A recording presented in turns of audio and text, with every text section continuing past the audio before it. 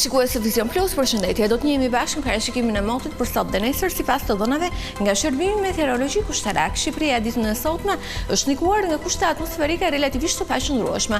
Moti ka qenë me etjellime të hershme dhe alternime vresërash, të cilat u pasuan nga reshje lokale shiu me intensitet të ulët, megjithatë nuk munguan edhe shtrëngatat afatshkurtër përgjatë relieve malore të vendit.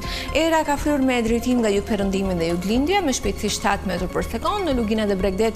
Era ka fituar shpejtësi deri në 11 m/s, valësimi në Adriatik dhe Jon ka qenë 1 deri në 2 ball.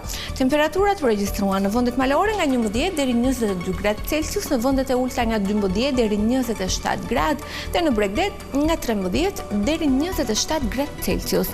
Ditën e njëjtë vendi ynë do të ndikohet nga pothuajse e njëjta situatë meteorologjike, do të kemi mot relativisht të paqëndrueshëm, kryesisht në pjesën e parë të ditës. Rreshtet e shiut parashikohet të jenë me intensitet të ulët dhe në mënyrë lokale në pjesën më të madhe të territorit.